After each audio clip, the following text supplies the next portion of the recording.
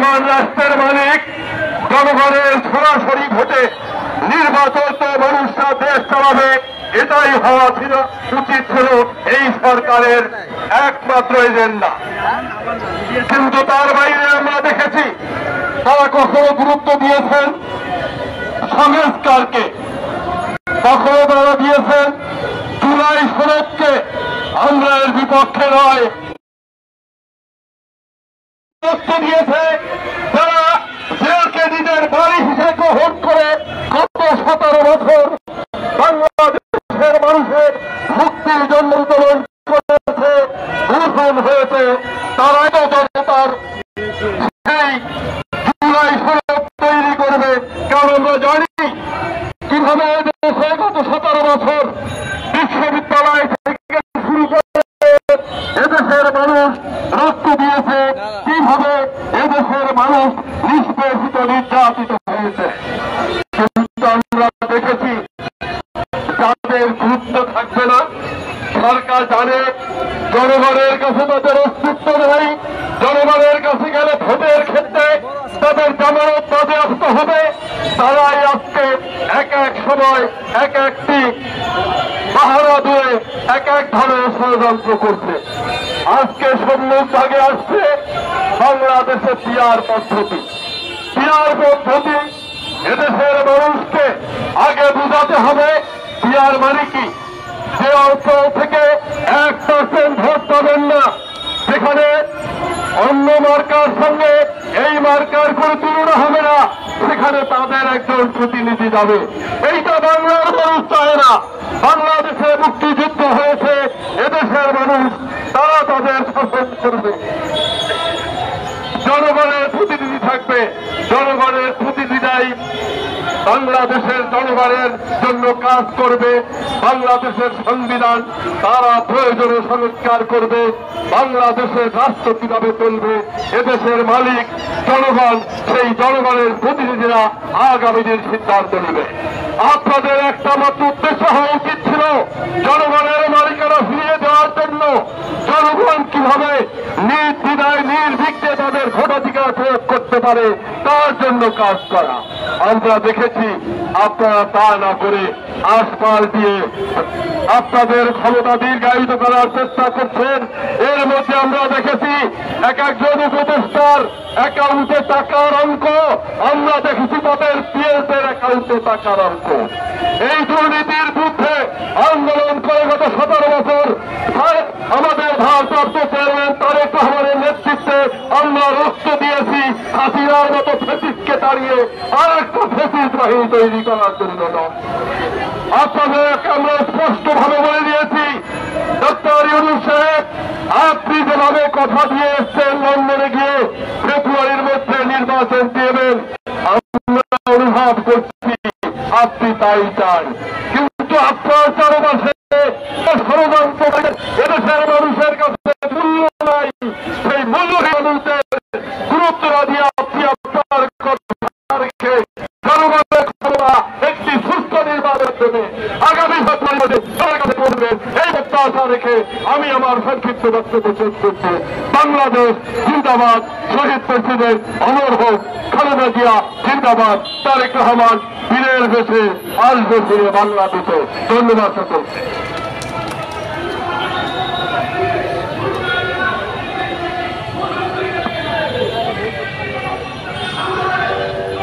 মূল্যবান বক্তব্য রাখবেন আজকে সভার সম্মানিত সভাপতি জনাব শেখ আজাদ চৌধুরী। আসসালামু আলাইকুম রহমতুল্লাহি ওয়া বারাকাতুহু। আজকে সভার প্রধান অতিথি সেই ছাত্র জীবন থেকে যাকে আমরা তার ছাত্র জীবন এবং আমাদের ছাত্র জীবন থেকে তাকে দেখে এসেছি রাজপথে। তিনি অত্যন্ত সুন্দর সাবলীল ভাষায় দেশের কথা বলেন, দলের কথা বলেন, শহীদ প্রেসিডেন্ট জিয়াউর রহমানের কথা বলেন। সেই সর্বজন শ্রদ্ধেয় শামসুজ্জামান দুদু ভাই, তিনি আমাদের ভাইস প্রেসিডেন্ট হিসেবে দায়িত্বপ্রাপ্ত আছেন। সভামঞ্চে উপস্থিত রয়েছে রফিকুল ইসলাম ইসলাম জামাল ভাই ধর্ম বিষয়ক সম্পাদক, আবু নাসের রহমতুল্লাহ ভাই, ডক্টর মনিরুজ্জামান ভাই সহ সিনিয়র নেতৃবৃন্দ, আমার ডান পাশে বাম পাশে এবং সামনের সারিতে শহীদ প্রেসিডেন্ট জিয়াউর রহমানের আদর্শে উদ্ভাসিত সৈনিক ভাইরা, প্রিন্ট মিডিয়া এবং ইলেকট্রনিক মিডিয়ার সাংবাদিক ভাইরা, আসসালামু আলাইকুম রহমতুল্লাহ ওয়াবারাকাতুহু। আমি সময় বেশি নিব না। শামসুজ্জামান দুদু ভাই সেখানে বক্তব্য রাখেন, তিনি অবশ্যই বর্তমান প্রেক্ষিতে নির্দেশনামূলক বক্তব্য রাখবেন। একটি কথা বলতে চাই, কাল বিলম্ব না করে নির্বাচনের কথা বারবার বলা হচ্ছে। সর্বস্তরের জনগণ বলছে, সাধারণ মানুষ বলছে, বিএনপির সর্বস্তরের নেতা কর্মীরা বলে যাচ্ছি আমরা ৭২ থেকে ৭৫-এর সেই পদভূমি দেখেছি, ৭৪-এর দুর্ভিক্ষ দেখেছি, পাকশাল গঠন দেখেছি, ২০০৮ থেকে ২৪ পর্যন্ত যে দুঃশাসন স্বৈরাচারিণী হাসিনার সেটাও আমরা পরোক্ষ করেছি। আমরা সাধারণ মানুষ এবং বিএনপিকে যাতে করে পিষ্ট করে এ দেশ থেকে বিদায় করতে চেয়েছিল, আজকে স্বৈরাচারিণী হাসিনা তিনি বিদায় হয়ে গেছেন। যাই হোক, ডক্টর মোহাম্মদ ইউনূস সাহেব আমাদের বিশ্বখ্যাত মণ্ডিত একজন মানুষ, তাকে আমরা অনেক বেশি সম্মান করি। তিনি ইতিমধ্যে আমাদের প্রিয় নেতা তারেক রহমানের সাথে একটি সুন্দর সাক্ষাতের মধ্য দিয়ে যে প্রতিজ্ঞাবদ্ধ হয়েছেন ফেব্রুয়ারির মধ্যে নির্বাচন। আমি তো মনে করি ফেব্রুয়ারি পর্যন্ত যাওয়ার দরকার নেই। একটি ইন্টারিম গভর্নমেন্টের সময়কাল ৩ মাস, অলরেডি ১ বছর হয়ে গেছে, 4টি ইন্টারিম গভর্নমেন্টের সময় জ্ঞাপন হয়ে গেছে। আপনারা কোনো ব্যাখ্যা দিতে পারবেন না কেন ডিসেম্বরে করবেন না, কেন ফেব্রুয়ারিতে করতে হবে। যা হোক, তারপরে আপনাদের সদয় অনুভূতির মাধ্যমে কামনা করছি যেন একটি ডিসেম্বর টু ফেব্রুয়ারির মধ্যে একটি সুন্দর সুস্থ নির্বাচন দিয়ে জনগণের হাতে তথা জনগণ যাকে ম্যান্ডেট দিবে তার হাতে ক্ষমতা বুঝিয়ে দিবে। এর কোন বিকল্প নেই। এই মুহূর্তে আমাদের প্রিয় নেতা তারেক রহমান ১০,০০০ মাইল দূর থেকে আমাদের যে নেতৃত্ব দিয়ে যাচ্ছেন, আমরা এই ১৭ বছর যেভাবে ঐক্যবদ্ধ ছিলাম এখনো আছি। আমাদের অত্যন্ত ভাগ্য ভালো, এই কারণে আমরা যে দলে শহীদ প্রেসিডেন্ট জিয়াউর রহমানের নেতাকে এনেছিলাম, দেশ নেত্রী, আবশ্যিক নেত্রী, প্রিয় নেত্রী বেগম খালেদা জিয়াকে পেয়েছি এবং বর্তমানে পেয়েছি প্রিয় নেতা জনাব তারেক রহমান। তারেক রহমান ইনশাল্লাহ দেশেও ফিরে বাংলাদেশে ফেরত আসবে। তার বাংলাদেশে আসার মধ্য দিয়ে পট পরিবর্তন হয়ে যাবে, একটি সুষ্ঠু নির্বাচন হবে এবং নান্না মুন্না বাচ্চারা আছে উপদেষ্টা মন্ডলীতে আসেন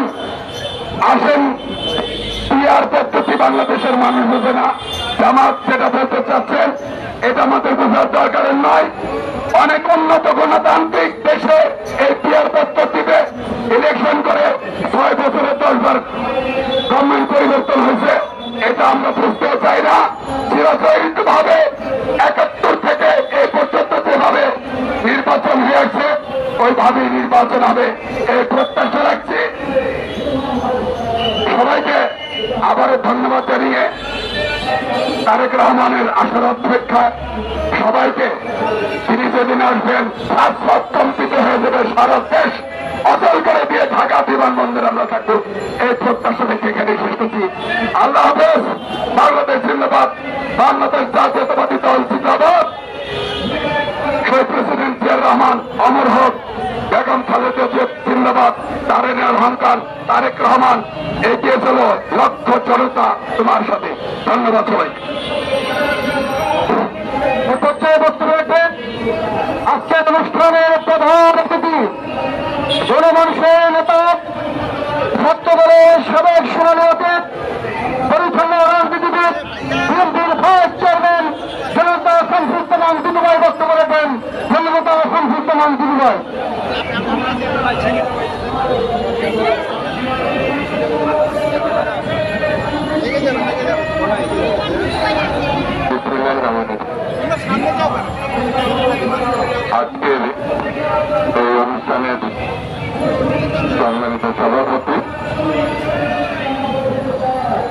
সম্মানিত নেতৃবৃন্দ, আলোচকবৃন্দ, মিডিয়ার বন্ধুরা, সুধী মণ্ডলী, আসসালামু আলাইকুম। আমি আয়োজক সংগঠনকে অত্যন্ত গুরুত্বপূর্ণ বিষয় আজকে এই সমাবেশ এবং যে আয়োজন করেছে তাই সেই জন্য আমি তাদেরকে ধন্যবাদ। বন্ধুরা, যথাসময় ঠিক সময় ঘোষিত সময় নির্বাচন হতে হবে। বেশিরভাগ নতুন করে মাথা তোলার চেষ্টা করছে। আপনারা লক্ষ্য করবেন, দেশের ভিতরে এবং দেশের বাইরে বেশিরভাগ এবং তাদের দোষরা যেভাবে বিভিন্ন মিডিয়াতে কথা বলছে, বিভিন্নভাবে চলাফেরা করছে, ইঙ্গিত দিচ্ছে, সেটা গণতন্ত্রের জন্য অশুভ। স্বৈরতন্ত্রের পতন হয়েছে তার অর্থ এই নয় সবকিছু আমরা অর্জন করে ফেলি। স্বৈরতন্ত্রের পতন হয়েছে গণতন্ত্রের লক্ষ্যে, মুক্তির লক্ষ্যে, স্বাধীনতার লক্ষ্যে, অধিকারের লক্ষ্যে। সেই অধিকার গণতন্ত্র প্রতিষ্ঠা ছাড়া আমরা ফিরে পাব না। গণতন্ত্রের উত্তরণের জন্য গ্রহণযোগ্য, সুস্থ, স্বচ্ছ একটি নির্বাচন দরকার। সেই নির্বাচন ঘোষিত হয়েছে আগামী ফেব্রুয়ারি মাসে। জনগণ উল্লসিত হয়েছে, জনগণ প্রত্যাশা করে ফেব্রুয়ারি মাসের মধ্যেই নির্বাচন হতে হবে। আপনারা সবাই জানেন, দেশে দেশে বিদেশে পর্যবেক্ষকরা জানেন, দেশের নির্বাচন অভিজ্ঞ রাজনৈতিক দল এবং বিশেষজ্ঞরা জানেন, ডিসেম্বরের মধ্যে নির্বাচন করার যথেষ্ট সুযোগ ছিল। তারপরেও সরকার প্রধান হিসাবে ডক্টর ইউনূস বলেছেন তিনি একটি ঐতিহাসিক নির্বাচন ফেব্রুয়ারি মাসে করতে চান। সেই বিবেচনায় আমরা ডিসেম্বর থেকে ফেব্রুয়ারির নির্বাচন মেনে নিয়েছি।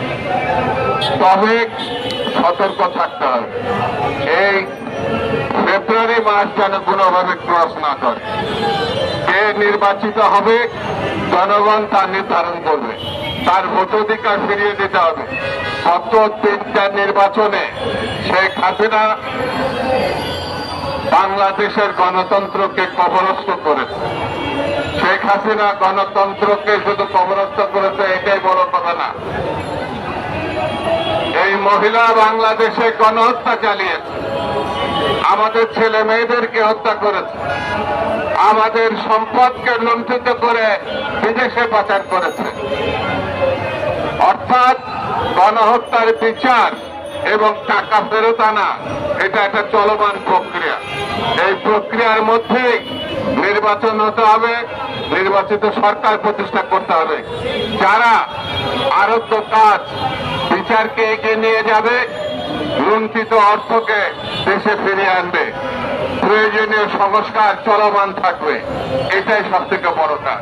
সেই জন্য বন্ধুরা, আজকে স্পষ্ট করে বলি, গণতন্ত্র নিয়ে যদি কেউ টালবাহানা করে, নির্বাচন নিয়ে যদি কেউ টালবাহানা করে, তাহলে বুঝতে হবে তারা স্বৈরতন্ত্র এবং ফ্যাসিবাদকে ফিরিয়ে আনতে চাচ্ছে।